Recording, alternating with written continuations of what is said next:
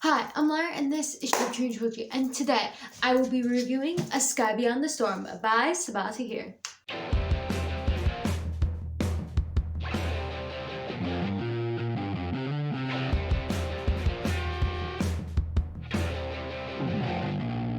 I really enjoyed this finale to the An Ember and the Ashes quartet. It was exciting and a lot of fun. However, that doesn't mean that I don't have issues with it. So in this review, I'm going to break down the good and the bad of this book. Also, since this is the fourth book in the series, I will be giving full spoilers because really, if you need to watch this review, just read the book. This is more of a discussion than a review, to be honest. However, if you have no interest in reading this book, you can still watch this review and you could probably learn some stuff about how I discuss what's done well and what's done poorly. You would learn more from it if you read the book, but still, personally, I like hearing other people's opinions on books, even if I haven't read them. First, I'm going to say the blurb of this book just to catch you up. The long-imprisoned jinn are on the attack, wreaking bloody havoc in villages and cities alike. For the Nightbringer, vengeance on his human foes is just the beginning. By his side, commanding Karis Veturier declares herself empress and calls for the heads of any and all who defy her rule. At the top of the list, the Bloodshrike and her remaining family. Laya of Sarah, now allied with the Bloodshrike, struggles to recover from the loss of the two people most important to her. Determined to stop the approaching apocalypse, she throws herself into the destruction of the Nightbringer. In the process, she awakens an ancient power that could lead to her victory or to an unimaginable doom. And deep in the waiting place, the soul catcher seeks only to forget the life and the love he left behind. Yet doing so means ignoring the trail of murder left by the Nightbringer and his jinn. To uphold his oath and to protect the human world from the supernatural, the soul catcher must look past the borders of his own land. He must take on a mission that could save or destroy all that he knows. I slammed my thumb in the book. Anyway, I'm going to get right into the review. Number 1, there's a time skip that cut out stuff I would have wanted to read. At the beginning of this book, there is a time skip which I have mixed feelings about.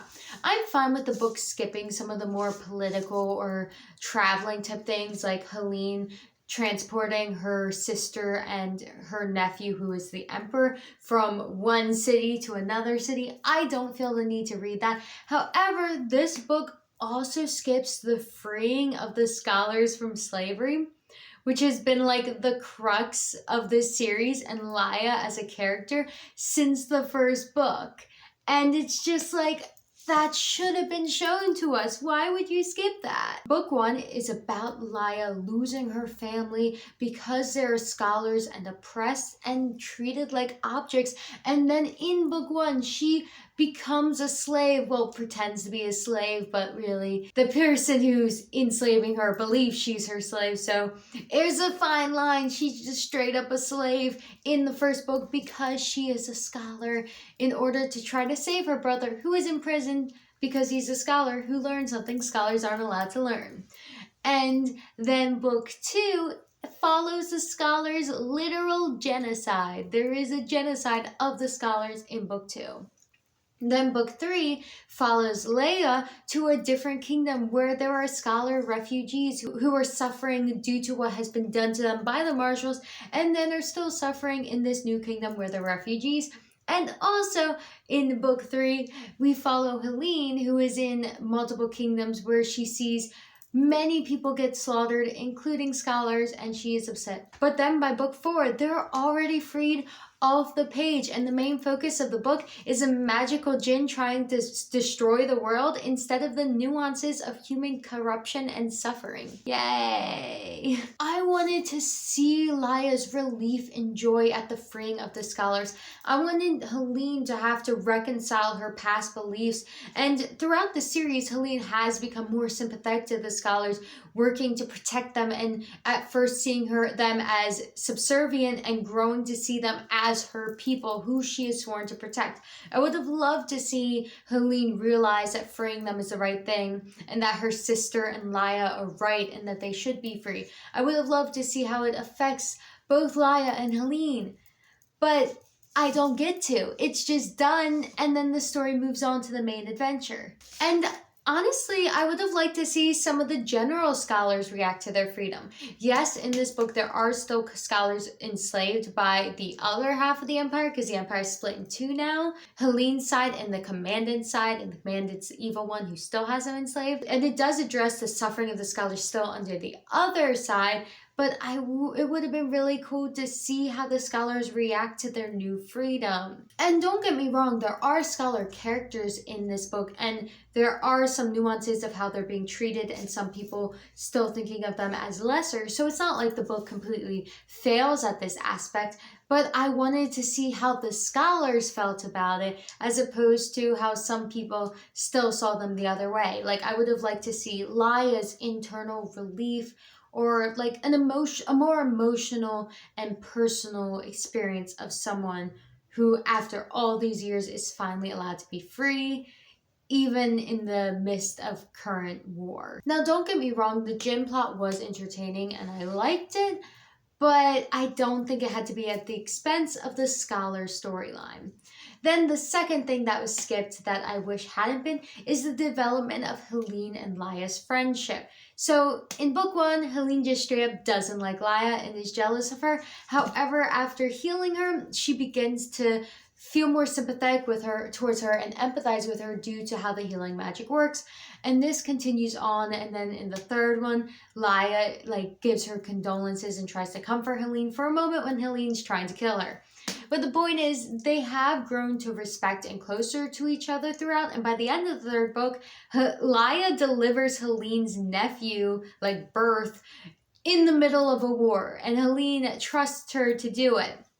And then when Helene is defending everyone, Laya helps save Helene from the attack of the Grimoire, which is an invading military force from outside the kingdom. So it's not that I couldn't believe that they would become friends, it's just that how it's done feels like the author skipped the actual development of their relationship and was like, oh, they're friends now, and it feels kind of unearned.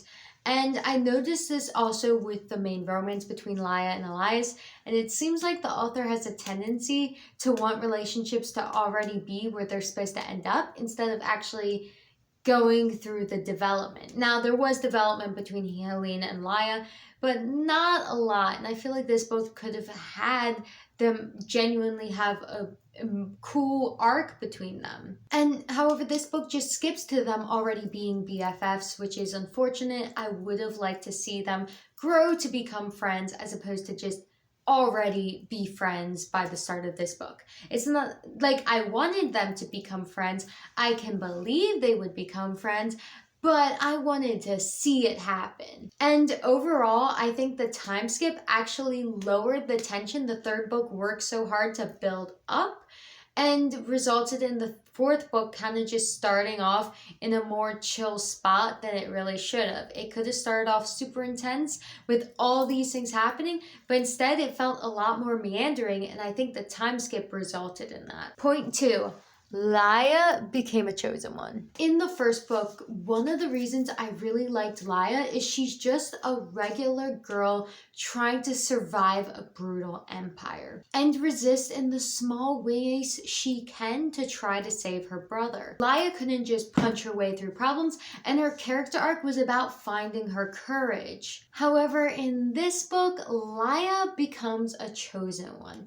Now, this is because of her own actions and not destiny. However, it isn't set up and is done in such a random way, it doesn't feel earned. It isn't the worst it could have been. It isn't like, oh, the daughter of this person was always destined to be the chosen one. It is because of her actions, but still, it wasn't necessary. Throughout this book, Laya keeps saying she is the one who must take down the Nightbringer because she is the chosen one, which really takes away from what made her character so appealing in the first place. The reason Laya is the chosen one is because she defies the Nightbringer in this book, which apparently she had never done before, and no one had ever done before, which I find a bit weird, but okay. She defies the Nightbringer, which results in her being connected to Bremit, which is the spirit of an ancient but dead Jinn, and that's why she's the chosen one, the only one who can defeat the Nightbringer. However, this whole plotline could have been relatively the same, but instead of Laya just yell at the Nightbringer and then boom, she's the chosen one, it could have just been that she actually realized that Bremet is a real thing and purposely connected her soul to Bremet instead of it being an accident or coincidence. Now, it could have been from defying the Nightbringer, or it could have been some sacrificial thing where she has to do something to connect her soul and she's the one who chooses to do it. That would have made it feel so much less like an unearned chosen one and instead felt like something Laya chose to do to try to save the world. And in that case, you could argue Laya is a chosen one, but I think the purposefulness of Laya making it happen would have made it better. Also, even before Laya becomes the chosen one, in one of the first scenes in the book, she beats the commandant in a fight. Not only do I not believe that Laya could beat the commandant in a fight, but the fact that the main villain of the series, who's been such an undefeatable threat throughout the whole series, the fact that she's defeated so easily and so quickly right at the beginning of this book really undermines her as a threat.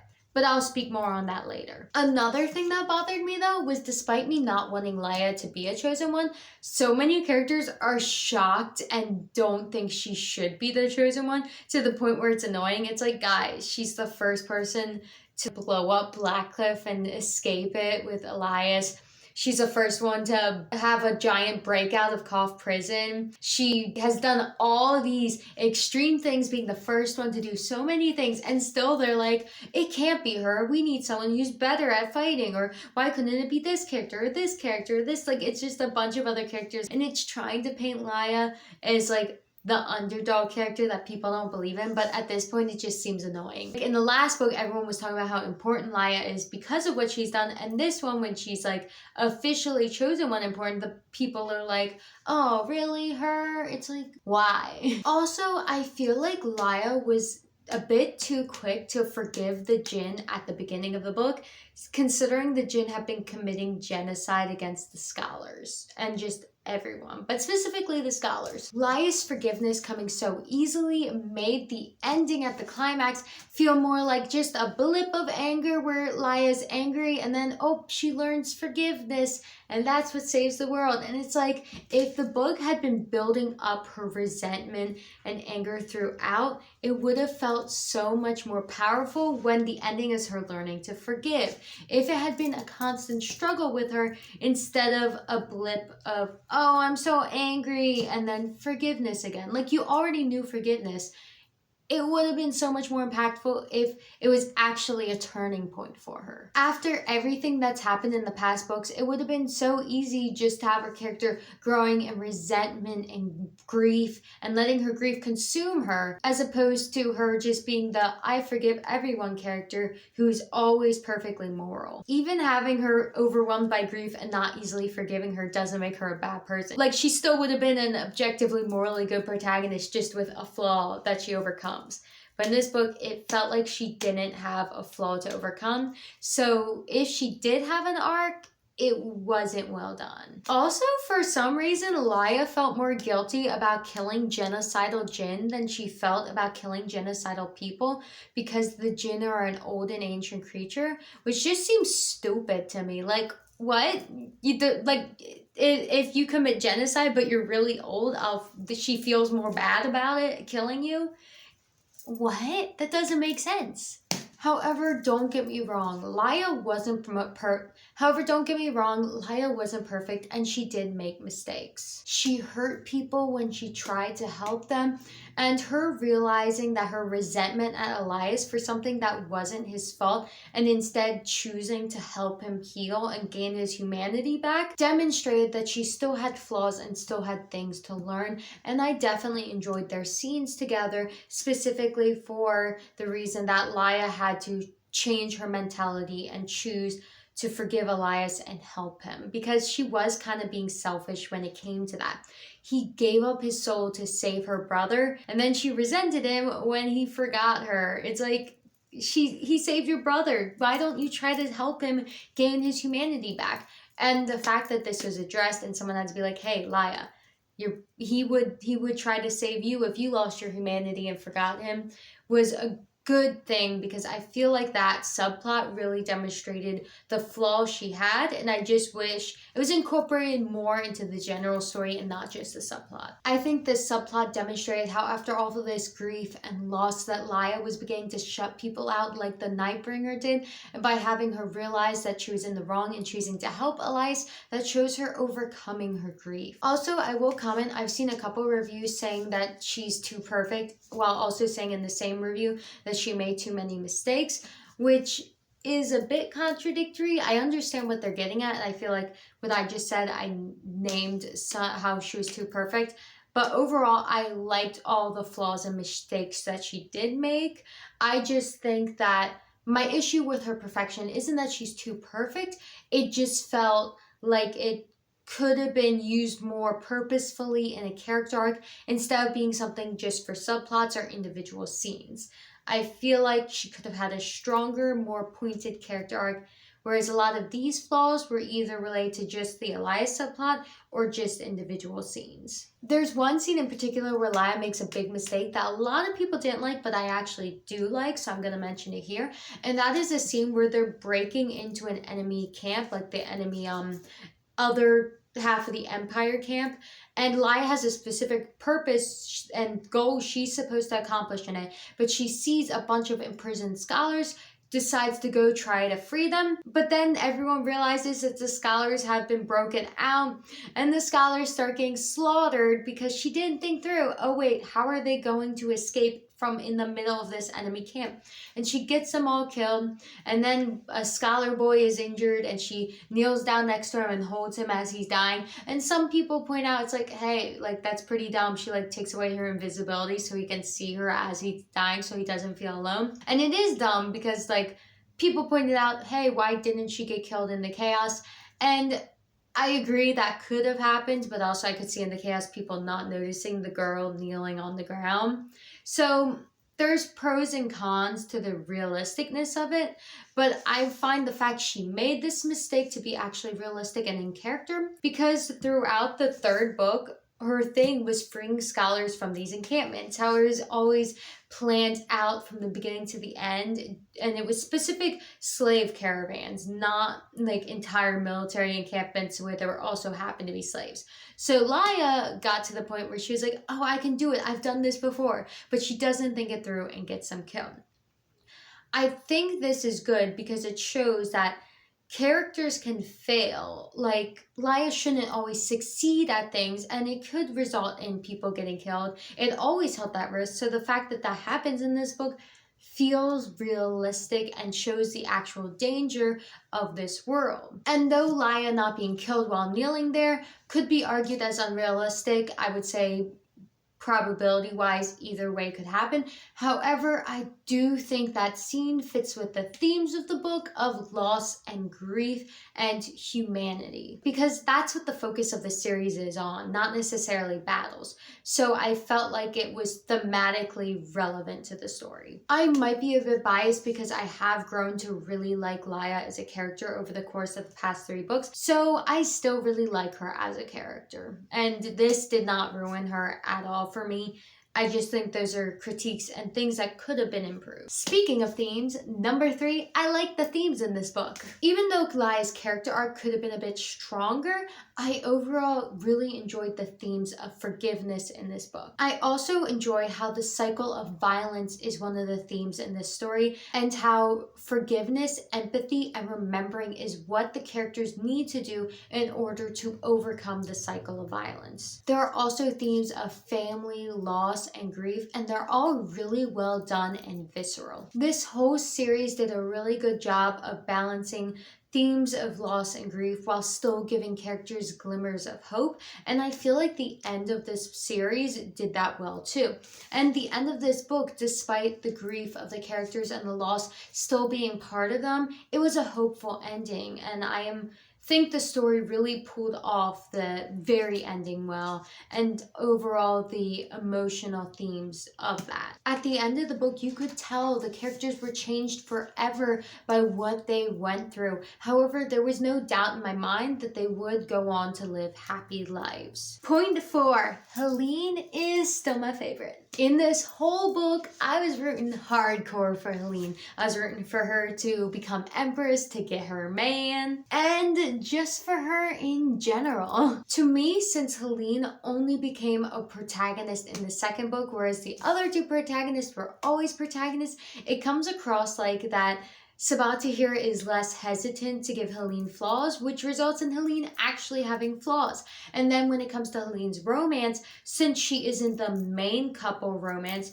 her romance is allowed to develop slowly over the course of multiple books instead of trying to get to the juicy parts. And I think this is a good example of how, like, if you care too much about your protagonist being the best one, they end up being less interesting.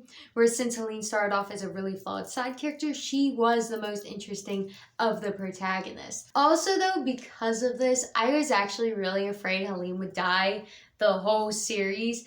I was convinced she was gonna die in book 3 the whole time, and then she didn't. I was like, oh, yay, she's alive. But with Lie and Elias, I never thought they would die. So, and because I felt a little less favoritism by the author for Helene, or at least the author's willingness to allow Helene to be a less perfectly morally good person, that made Helene my favorite of the characters. Helene is allowed to hold the flawed beliefs of the culture she was raised in, whereas Laia and Elias have convenient modern American values. In book 1, Helene defends the enslavement of the scholars by the marshals. But in book 3, when she has the Royal Blood Strike and it's her duty to defend the empire, she sees the scholars as her people who she is sworn to defend. She doesn't see them as others whose lives aren't as important. She sees them as her people to defend. And this evolution of Helene's character feels very natural over the course of these books. However, it's unfortunate that the freeing of the scholars is done between the 3rd and 4th book, because I think it would have been really interesting to see what was going on in Helene's head when the scholars were free. Because even after everything in the 3rd one, she wasn't like, oh, we gotta end the enslavement of them. She was still kind of worried about the ramifications of it and not necessarily entirely focused on that it was morally good and should be done.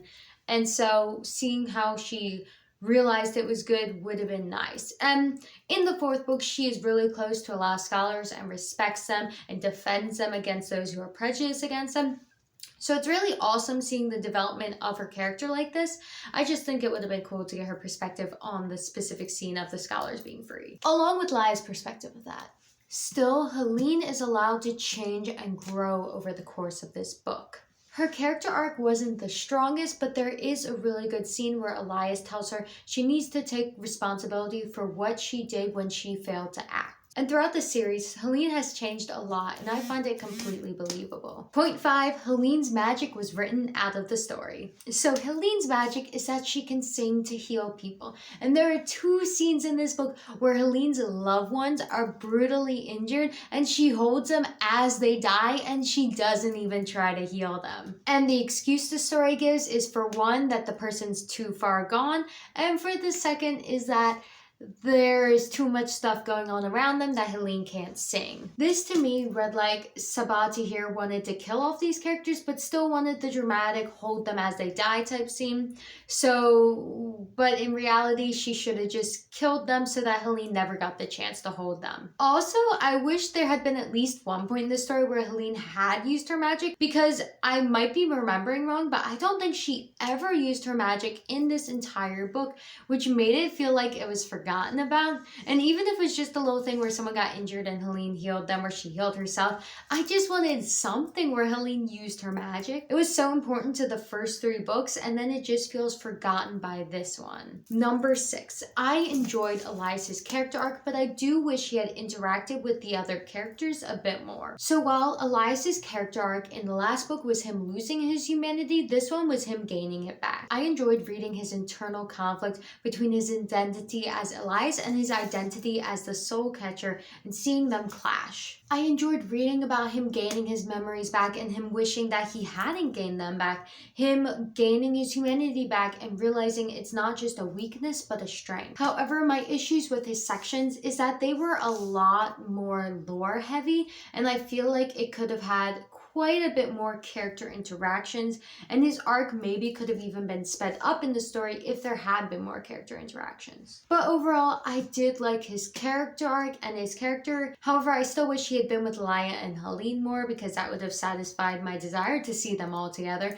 but also it would have allowed his arc to happen a bit more quickly, and maybe we would have gotten to see a bit more of the old Elias. Not that he would ever be able to truly return to the old Elias, but still, I think more character interactions between the main trio would have been fun. Number 7, I'm going to discuss my thoughts on the romance in this series. Personally, I like how this book handled the romance between Elias and Laia the best of all the other books. But I don't necessarily think I feel the same way about Helene and Harper. Now, don't get me wrong, Helene and Harper were equally shippable in this book as they were the previous book. Seeing Helene overcome her pushing away of people and choosing to let him in was great, and I was so happy when they got together. However, my only critique, and this isn't necessarily inherent to this book, but by the end of this book I realized it's too late for this series to do it. I wish at some point the two of them had discussed how they met from Harper torturing Helene.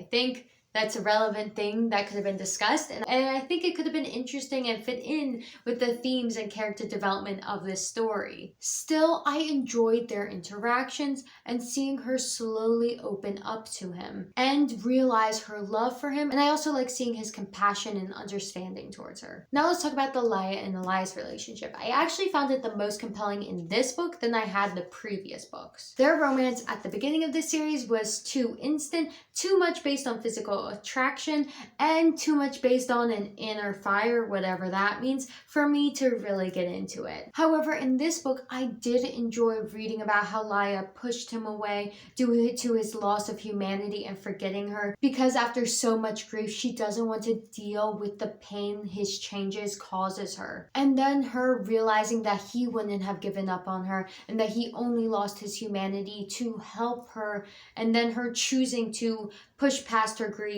and accept that she might get rejected and go through rejection to try to help him heal was really interesting, and I liked that storyline. And then Elias's struggle with him remembering his old self and letting his old self in, and in turn letting Laia in, was also really compelling. And this romance of the two characters who were already in love but he lost his humanity, and they're both working in ways to help him find himself again, was really unique, and I haven't read that before. I did enjoy reading that and found it interesting. However, it was too late for me to truly get into the couple because the romance was still based on shallow things I wasn't too into.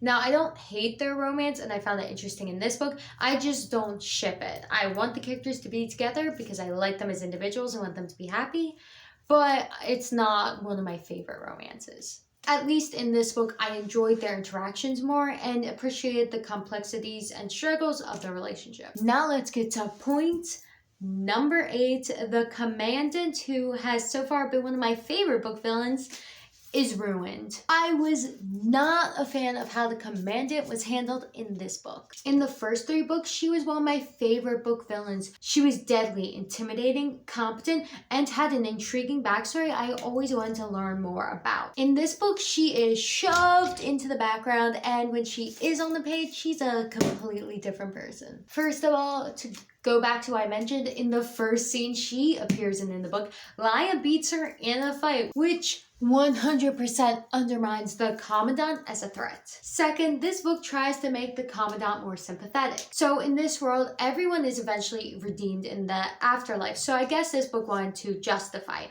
And I thought it was well done with a previous character, Marcus. So I thought that this book would do it well. However, this book was trying way too hard to redeem her. Instead of adding depth to the Commandant we already knew, this book just retconned her. However, this issue might start in book 3 when there's a flashback where the Commandant is torturing a character and her family to get information, and one of them is her 8-year-old daughter, and the mother kills her daughter to spare her, and the Commandant was like, I wasn't going to kill her, I would have let her live. And part of me is like, why does she want to spare the children then? But that was in the past, so maybe the Commandant's become more murderous now. But even then, this book series, I realized in the third and fourth book, was trying to like retcon the Commandant not to be a child murderer. I don't know if the Commandant murders any children in the third book, but she does kill innocent people and let innocent people, including children, die so she can gain power. So even then, the book still had her just be just as brutal and ruthless, except in one flashback. And it could have been explained, but instead in this book, it feels like that it ignores the fact that she used to murder children all the time. Because in this book, the first moment she gets the baby emperor and is ready to kill him so she can be the empress of both halves of the empire, she just doesn't kill him. She chooses to spare him. And it's pretty much stated the reason she spares the baby emperor is because he reminded her of her son. But that seems a bit weird to me, because why didn't any of the other kids she's been murdering for all this time remind her of her son? Now, you could argue that she's never killed a baby on the page and they've always been children, but even then it seems a bit weird to me. But also in this book, there's something that you can't even have the baby versus child excuse. She goes out of her way to warn Elias in the final battle and doesn't want him to die. But in the second book, she literally kills him and is pretty happy about it. Like, she wanted to kill him, he dies, and she never shows any remorse about it ever. But for some reason, in this book, she doesn't want her son to die after she already murdered him. Of the books in this series, this one had the least page time dedicated to the Commandant. But in reality, in order to pull off the arc and then the ending that the author wanted to pull off, there needed to be more page time so the Commandant could actually have a character arc, or at least explore the nuance of her character, as opposed to just retconning the Commandant to be a slightly better person. To me, it feels like Sabaa Tahir wrote a brutal, deadly, competent villain in the first 3 books, and then for the 4th book decides she actually wanted to have a sympathetic villain, and it's not well done. She just feels like a different character. Finally, the way the Commandant is defeated is lame. Lia's mom, who was the cook all along, which was the twist that really got me in the last book, if you were wondering in the last review, since this review has all the spoilers, did not see that coming. But anyway, Lia's mom just pops out of nowhere after we thought she was dead, which was not a good twist. That was just stupid. So Deus Ex Cook comes out of nowhere to kill the Commandant and save Halim, and the Commandant is just like, I'm ready to die, and lets the cook kill her. But then after she dies, she's like, the Nightbringer will resurrect me, and then he doesn't resurrect her and she's upset about it. But it's like, girl, you wanted to die. In your head, you were thinking, I want to die. And then when she dies, she's like, I will be resurrected. And then she's upset when she's not resurrected. It's stupid. Stupid. It doesn't make sense. Like, did she want to die, or did she think she'd get resurrected? And why would she let herself be killed in the first place if she thought she'd be resurrected? Makes no sense. I'm fine. The thing is, I really like this book, but I really do not like how her character was handled in the book. Point 9, the Nightbringer is a good villain. Though my favorite villain in this series was butchered, I do like how this book handled the Nightbringer. I liked learning his backstory and learning how grief and loss created who he is now.